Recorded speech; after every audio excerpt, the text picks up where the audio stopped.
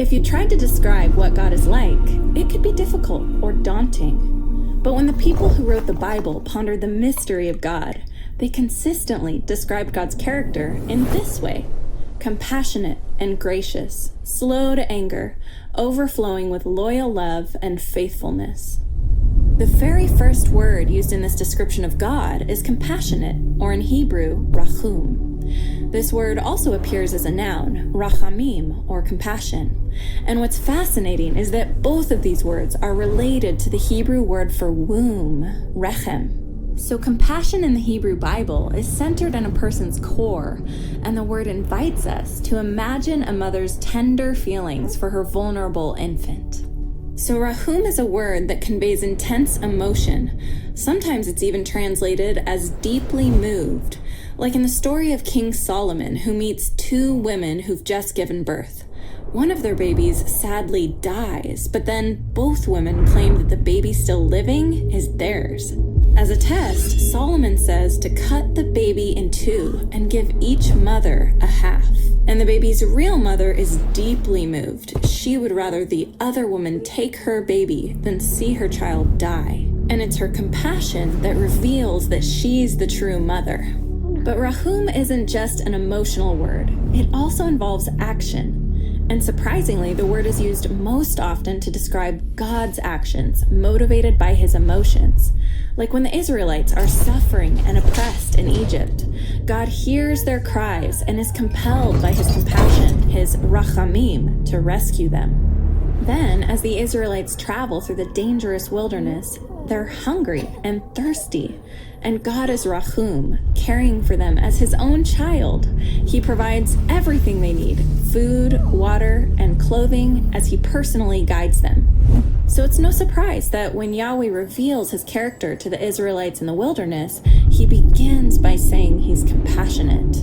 But despite Yahweh's continual rachamim, the Israelites turn away from him time and again. They reject Yahweh's compassion and instead give their allegiance to other gods. And rather than showing compassion to each other, they do violence. And their rebellion results in exile, and they're scattered among the nations. And it's in this dark moment in Israel's story that we come to the book of Isaiah, where Yahweh compares himself to a mother full of rachamim toward her baby. He says, "Can a mother forget her nursing child, or have no compassion or rachamim on the child of her womb? Even if she forgets, I will not forget you." God is full of motherly compassion, and he will rescue his people. And as you read further in Isaiah, you realize that God is going to do this by entering into the suffering of humanity. And this points forward to a time when Jesus comes on the scene. He is Yahweh's deep compassion become human. In Greek, the word compassion is oiktirmos. And as Jesus embraces the sick and cares for the outcast, he is deeply moved by human suffering. Jesus compares himself to a mother hen using her wings to shield her chicks from danger as he gathers people into his embrace. And in the ultimate expression of oiktirmos, Jesus is moved by compassion to enter into humanity's suffering, into death itself, to rescue and bring us near to God. And it's this same life of compassion that Jesus calls his followers to imitate, allowing ourselves to be moved by the pain of others, to embrace the hurting, and to participate in relieving suffering in the world. In this way, we too can embody the compassion of Yahweh, or in Jesus' words, be compassionate, just as your Father is compassionate. Now you can see how fitting it is that compassionate is the first word God uses to describe himself. So when we're in pain or see others suffering, we can be certain that God is deeply moved to respond, and that he's there to meet us with his deep compassion. If you tried to describe what God is like, it could be difficult or daunting. But when the people who wrote the Bible pondered the mystery of God, they consistently describe God's character in this way: compassionate and gracious, slow to anger, overflowing with loyal love and faithfulness. We're going to look at the second key word in this statement, gracious. The Hebrew word is chanun, which is related to the Hebrew noun chen. This word chen is often translated as grace or favor, and if you study how this word is used throughout the Bible, you find a fascinating story. One meaning of chen is delightful or favorable. In the Psalms, a skilled poet is said to have lips of chen. That is, he can craft beautiful words that bring delight. Or a dazzling piece of jewelry is an ornament of chen. It attracts attention and favor. This is why chen is often the word used to describe a gift given with delight or favor. In these cases, chen could be translated as grace. Like in the story of Esther, who approaches the king of Persia to ask that she and her people be spared from death. She calls this a request for chen. And because the king delights in Esther, he favors her and grants her wish. So, giving a gift of favor is chen because it's motivated by delight. And the most extreme kind of chen is showing favor to someone who should get what they deserve, not a generous gift. Like Jacob, who cheated his brother Esau, ran away, and then after 20 years wants to come back and make things right. So he comes to Esau asking, "May I find chen in your eyes?" Jacob isn't asking for what is fair, but for favor. And surprisingly, that's what Esau gives him. He chooses to delight in his brother Jacob and show him grace that he doesn't deserve. Now, chen requires a generous spirit, which people sometimes have. But in the Bible, the one who shows more chen than anyone else is God. Like when God rescued the Israelites out of slavery in Egypt, and they quickly betray him by giving their allegiance to a golden idol as their God. But then, Moses steps in and asks God to consider giving a gift that they don't deserve. And God says yes, by showing the ultimate act of chen, forgiveness and a promise to be with these people. This character trait of God is so reliable that over 40 times in the book of Psalms, people cry out for God's chen when they're sick or in danger, or when the Israelites are in exile.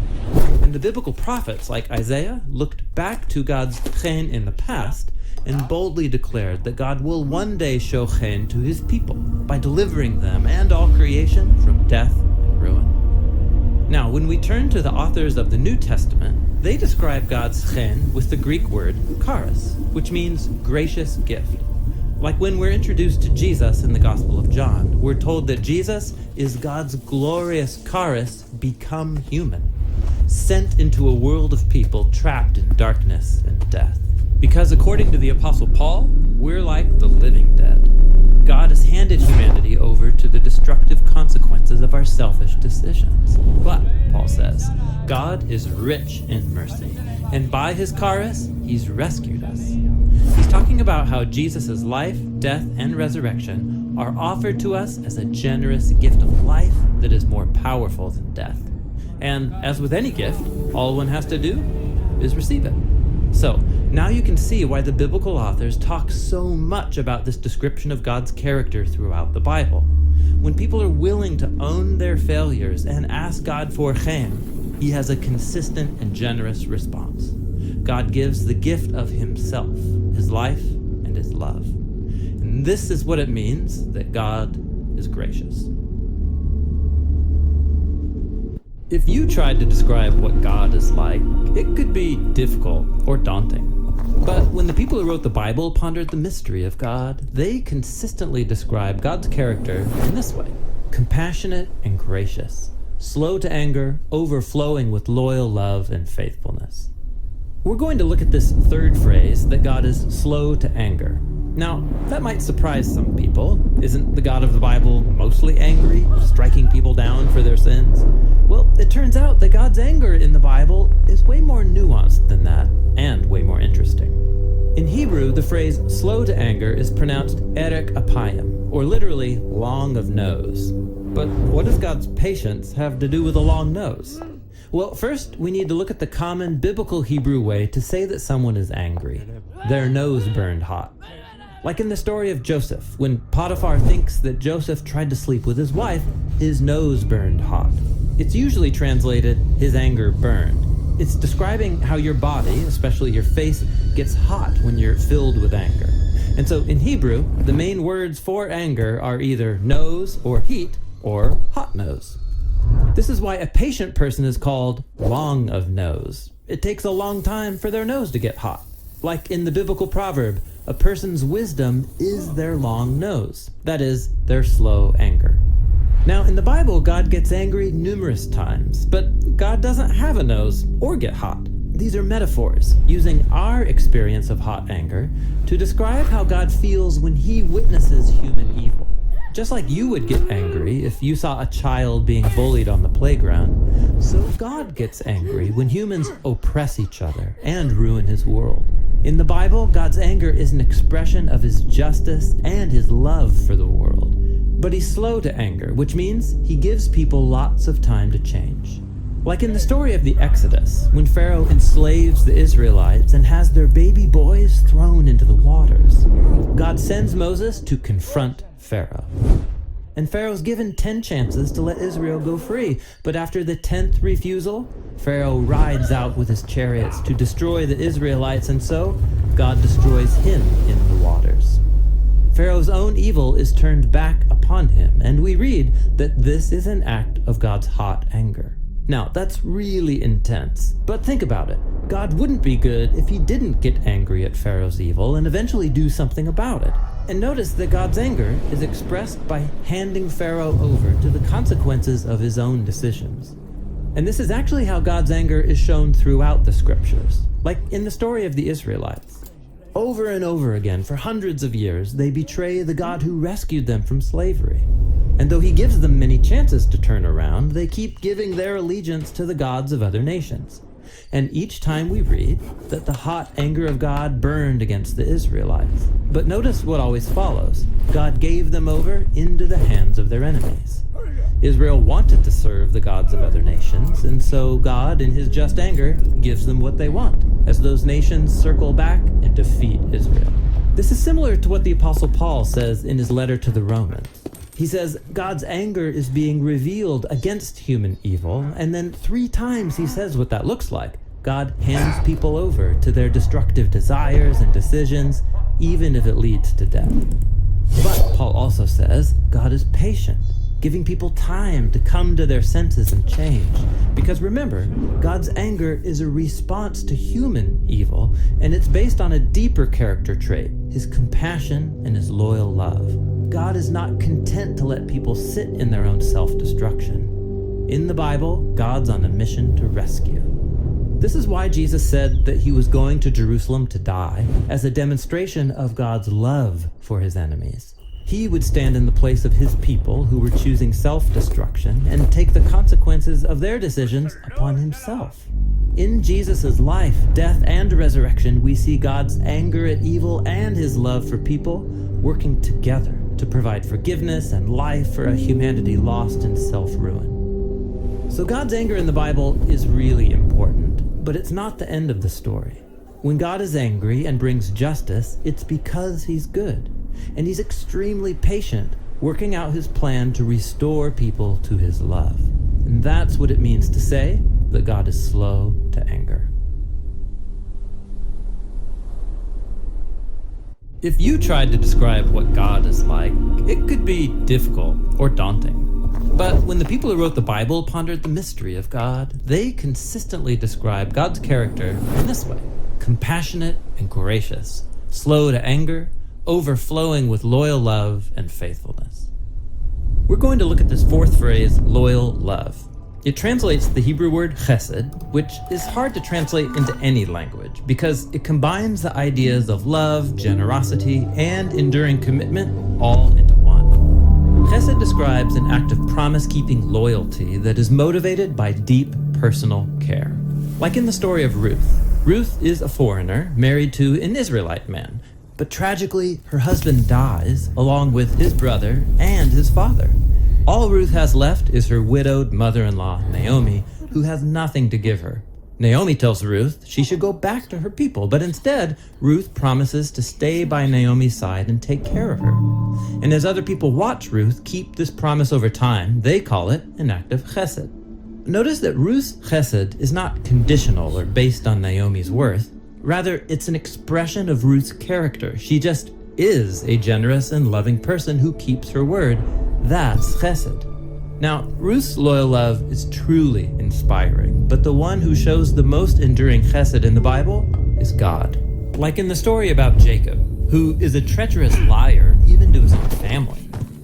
But despite that, God chooses him and repeats the promise he made to Jacob's grandfather Abraham, that he would have a huge family through whom God would restore his blessings to nations. And so 20 years later, when Jacob realizes how undeserving he is, he says to God, "I'm not worthy of all the chesed you've shown me." And he's right. But God's chesed was never about Jacob's worth in the first place. It's a display of God's generous loyalty to his promise.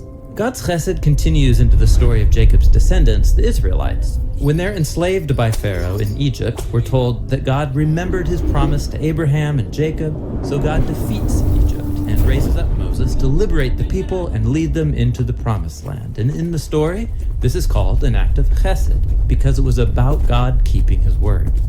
Now, on their way to the promised land, the Israelites are scared of the nations around them, and they doubt that God can protect them. So the people threaten to kill Moses and appoint a new leader to take them back to Egypt. God is understandably hurt and angry, but Moses steps in and says, "Forgive the sin of these people because of your great chesed." Notice that Moses asks God to forgive not because the people deserve it, but because it's consistent with God's own character. And God agrees, and he recommits himself to a people that don't want to be committed to him. In the Bible, God is loyal and loving for no other reason than it's just who God is. Of course, he wants his people to respond with chesed in return, but even when they don't, God's chesed remains. The prophet Hosea compared Israel's chesed to a morning mist that's here one moment and gone the next. But God's chesed is enduring. Like in the celebration of Psalm 136 that opens by saying, "Give thanks to the Lord, for he is good," and then 26 times repeats, "His chesed is forever." And so, after centuries of Israel betraying their commitment to God, and after humanity's long history of violence and death, God still kept his promise in a dramatic and drastic way by becoming human and binding himself to us in the person of Jesus. And the people who followed Jesus of Nazareth said that in him they encountered the God of Israel, who is full of loyal love and faithfulness. Jesus is the ultimate loyal and loving human. And in his life, death, and resurrection, God opened up a new future for all of us and for all of creation. And God did this because it's just who God is. Generous, loving, and eternally loyal to his promises. And when we experience the purity and power of God's loyal love shown through Jesus, it compels us to reimagine why and how we can show chesed back to God and to the people around us. This is what it means to say that God is overflowing with loyal love. If you tried to describe what God is like, it could be difficult or daunting. But when the people who wrote the Bible pondered the mystery of God, they consistently described God's character in this way: compassionate and gracious, slow to anger, overflowing with loyal love and faithfulness. We're going to look at this last characteristic of God. It's the Hebrew word emet, which can be translated as faithfulness or even truth. It's related to another word you've probably heard before, amen, which is an untranslated Hebrew expression meaning that's truth. So emet can mean truth, and it can refer to correct ideas or concepts.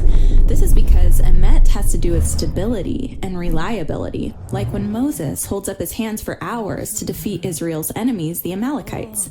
His friends put a rock under him and support his hands so that his hands will remain emet, or steady.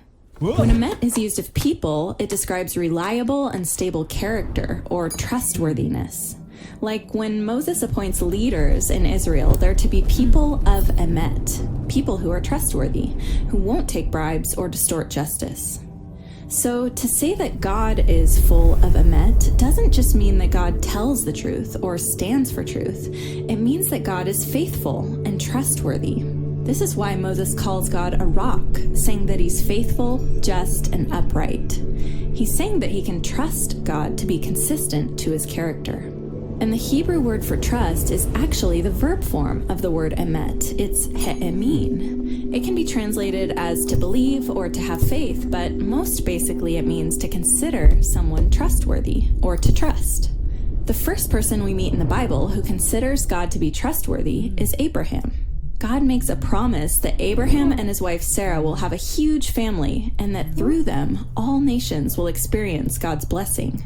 But Abraham and Sarah are really, really old, and they've never been able to have any children.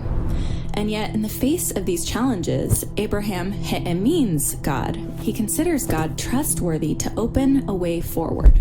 And God does show emet to Abraham and Sarah. In just 4 generations, their descendants form a whole nation called Israel. And God invites Israel into a trusting and faithful relationship.